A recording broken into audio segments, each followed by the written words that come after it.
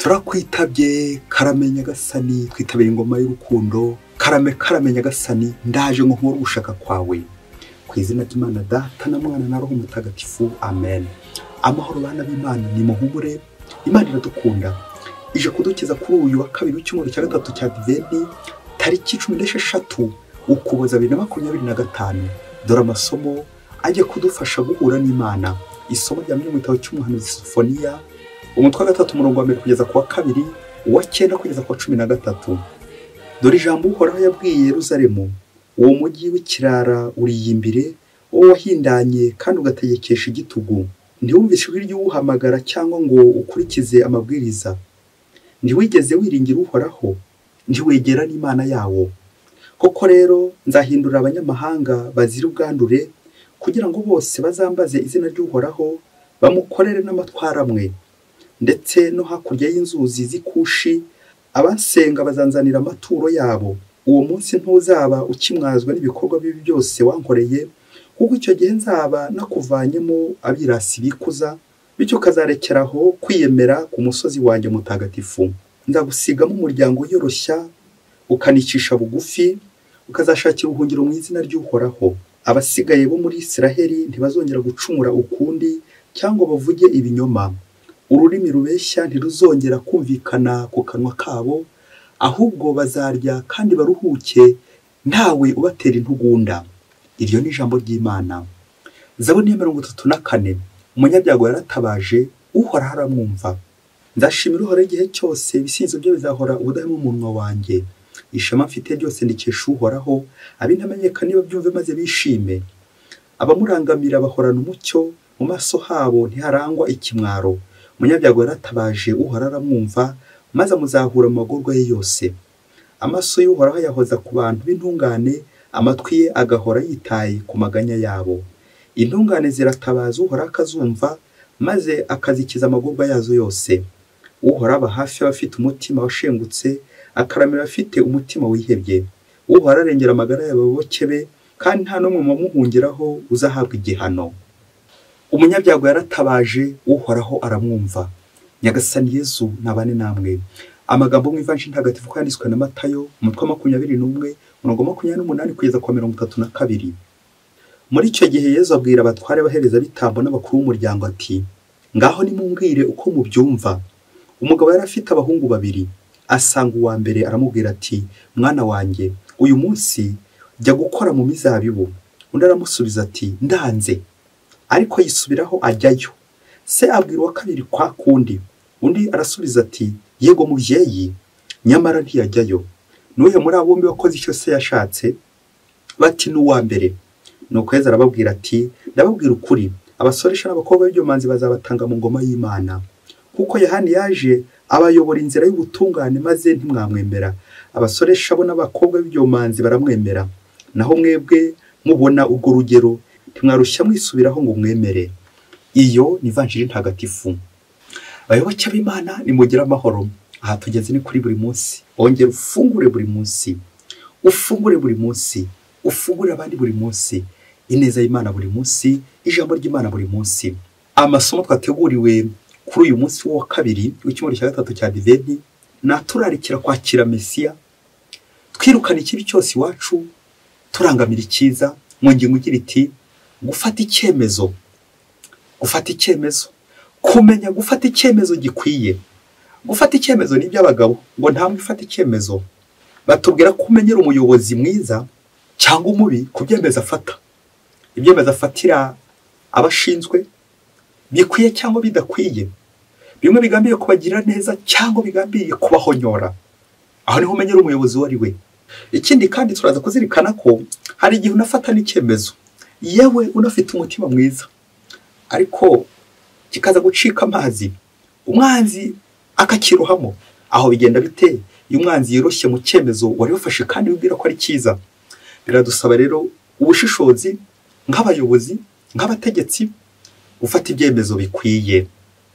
Mu isomo rya mbere tumaze kuzirikana ryo mu gitabo cy'umuhanuzi Sofoniya, Nyagasani aratangaza gucungurwa k'umuryango we wose, uguhinduka kw'abapagani mu muryango w'Imana.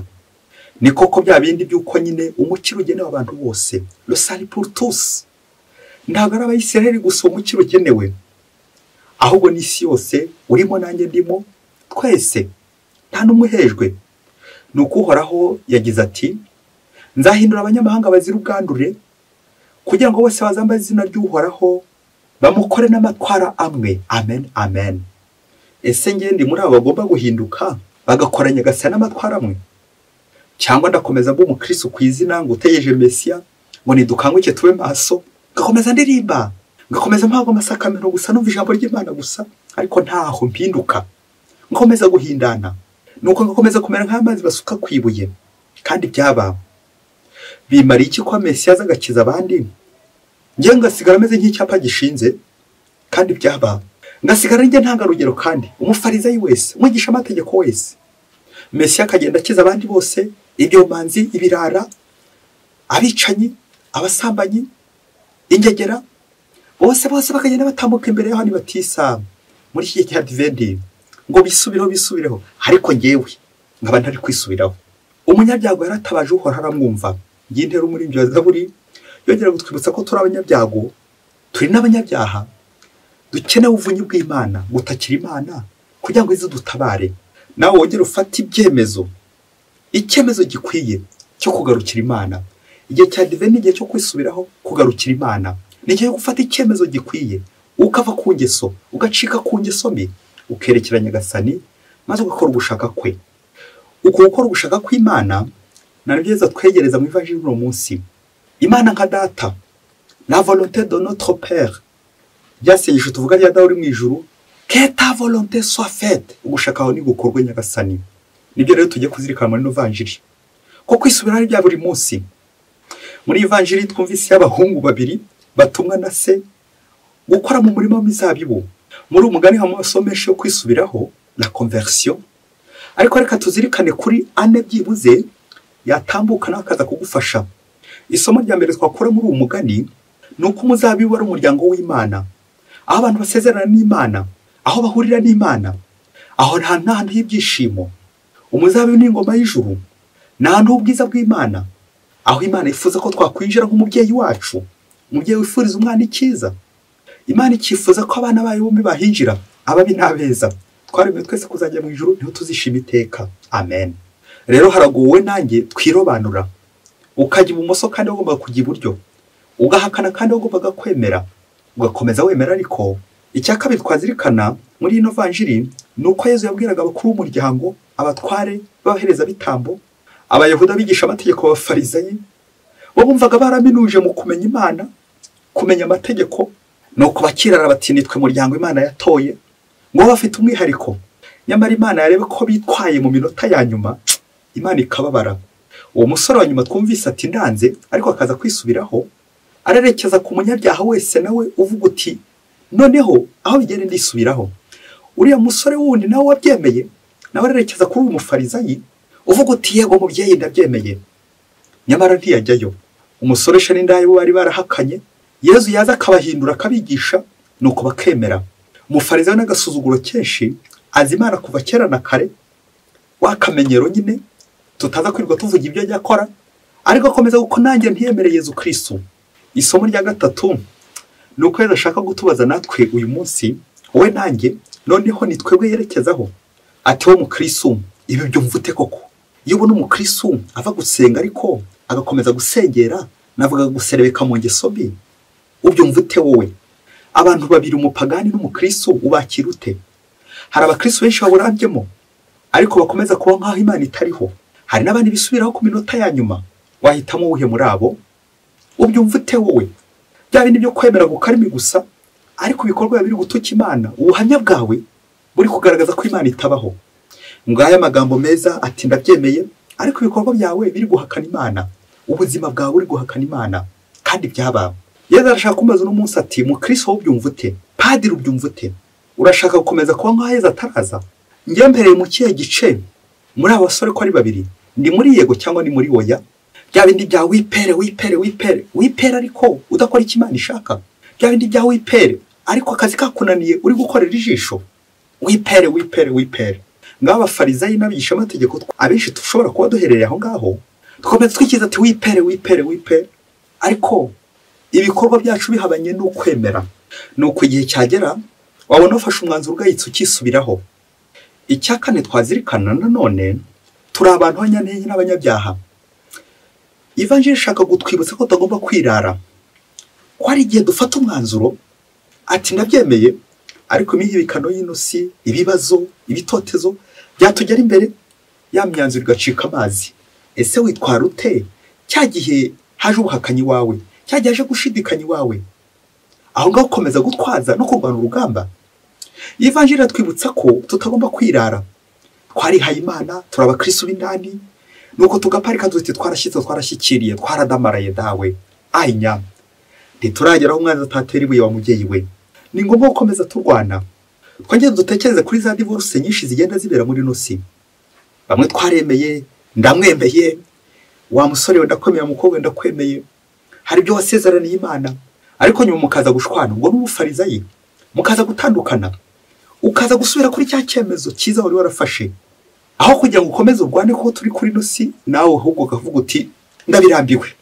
Wongeye utekereze niba nta muntu mwasezanye ukaba waramurambiwe, cya cyemezo ukaba waratangiye kugenda ukinusuraho ugisubiraho, kandi cyari cyiza. Ese uracyarwana? Urwanisha izihe ntwaro? Wasanga urwanisha intwaro z'umubiri, kandi nawe uzirikana ko umubiri ufite intege nke, aho kurwanisha intwaro za roho, intwaro z'Imana, intwaro z'urumuri. Mubyeyi, niba nawe uri ku rugamba, iyi nkuru umva n'ubushishozi. Niba uri umukristo, inkuru umva n'ubushishozi. Niba ujya mu misa, inkuru umva n'ubushishozi. Niba hari ibyemezo ujya ufata bimwe n'imwe bigacika amazi, iyi nkuru nawe yumve.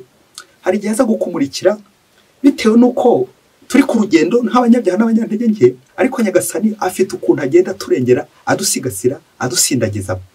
Mu munsi umwe hirya kure cyane muri Afurika, ngo abayoboke b'Imana bari bateraniye mu kiliziya mu misa, ngo padiri aza kwigisha inyigisho yerekeza ku myitozo ya gikristo umukristo atagomba kubura mu buzima bwa buri munsi.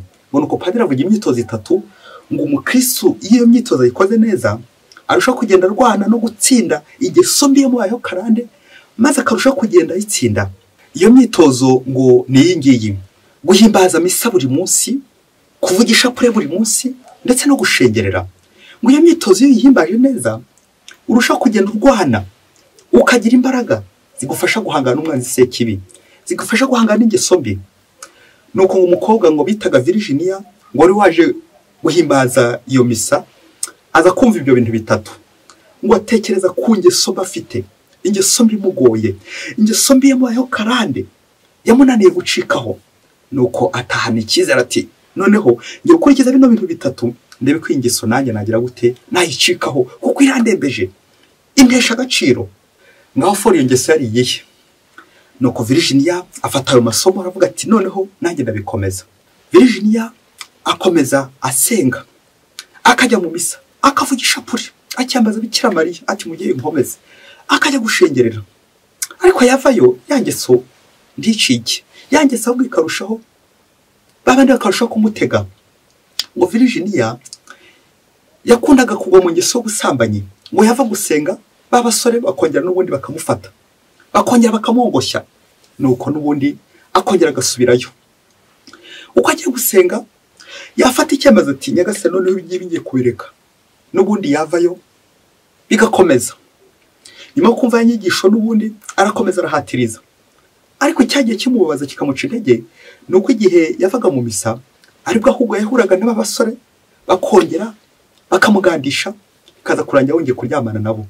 Yavugisha pure n'ubundi akavayo, yajya gushengera, yavugisha pure, yajya gushengerera, yavayo agahita ahura n'abandi bamwoshya ati n'ubundi reka turyamane. Virginia yabyemera ati ubu noneho n'ubwanyuma sinzongera gusubira. Ikindi gihe yagera kwa Yezu agiye gushengera ati Yezu koko wemeye ko nongera gusubira muri ibi? Akongera agafata icyemezo ati noneho Yezu sinzasubira. N'ubundi yavayo agasanga abasore bamuteze n'ubundi ati bakaturyamane, ati none ngiye kubikora bwa nyuma sinzasubira. N'ubundi agasubira, agafata ibyemezo bigacika amazi. Nuko umunsi maze gufata icyemezo ndakuka, ubwo yaragiye gushengerera abwira Yezu ati Yezu waho bigereye uzi ko nyafata ibyemezo ko ntasubira mu ngeso mbi, bikanga n'ubundi bikaza. Mfashe icyemezo cy'uko noneho n'iby'amasengesho ngiye kubireka, sinzongera gusubira mu kiliziya, sinzongera kujya mu misa, sinzongera kujya gushengerera, sinzongera no kuvuga ishapure kuko n'ubundi ndabikora bikanga n'ubundi bikaza. Nuko ngo Yezu aramusubiza mu ijwi ati ifoto y'urwibutso. Yezu amusubiza mu ijwi ry'imbamutima muri kwa gushengerera ati ifoto y'urwibutso. Virginia ahita atekereza ku mafoto yose afite muri telefone ku itumanaho, aragenda yose arayasiba byibuze ngo arebe ko cya cyemezo agenda afata buri munsi cyakomera. Noneho n'ubundi uko yasibye bikanga, aragenda amafoto yose arayasiba, yose arayasiba, n'ubundi biranga. Uko agiye gushengera n'ubundi Yezu akamubwira ati ifoto y'urwibutso. Virginia ntiyumva ibyo ari byo. Virginia yafashe umugambi ko noneho atazongera kujya gushengerera, ko ajya gusezera Yezu ku bwa nyuma, nuko abwira Yezu ati Yezu naje kugusezera, noneho iri ngiri ndabirambiye kurikije n'imbaraga nashyizemo ngasiba ariya mafoto yose araye urukundo yararimo yose ngasiba, n'urukoza soni byose narasibye, nta nimwe nsigaranye, kuki koko ntereranye. Nuko Yezu yongera amubwira ati ifoto y'urwibutso. Virginia neza yumva ryajwi riramuhandahanda, aribuka aza kwibuka ko ku itariki ya 16 ya buri kwezi hari ifoto ajya arebaho y'urwibutso. Ngo iyo foto ajya arebaho ngo yari amaze imyaka 10 ngo yabonanye n'umusore bwa mbere muri iyo myaka 10. Nuko ku itariki 16 za buri kwezi agahora yibuka umusore bararanye bwa mbere, wa wundi reka tuvuge amutesheje ubusugi, baryamanye bwa mbere agatwara ubusugi bwe. Ngo baje kwifotoza bavuyeyo bambaye n'ibikoti, ati rwose iyi foto nzajya nyireba nibuke umusore ko ari yamanye bwa mbere. Ubu iyi foto yabonaga nta kintu natwaye, dore ko yari yarabitse kure mu ikabati kure cyane mu bubiko kure. Nuko Virginia iyo foto ko agahora yireba buri kwezi, yayireba akibuka ko ari umusore wamutesheje ubusugi bwa mbere, baryamanye bwa mbere, umusore wamutesheje ubusugi.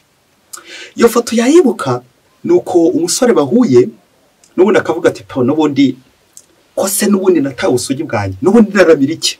Uko bahuye n'umusore ati n'ubundi ndaramira iki, nafunguye bwa mbere ngafungurira umusore. Virginia nibwo yaje gutekereza ahavuga ati ariko iyi foto reka nayo nyikureho njya kwishwanyura ndebe ko byibuze ingeso yacika. Virginia nuko aragenda ya foto ku nshuro ya gatatu amaze kubwirwa ryajwi aragenda arishwanyura. Amaze kwishwanyura nibwo noneho yagiye yahumuka abona imbaraga, nibwo yagiye abona ko ya foto ari yamuberaga kidobya, kuko yahitaga imubwira ati n'ubundi ntacyo bitwaye, ntacyo uramira, n'ubundi ubusugi bwawe bwaratakaye.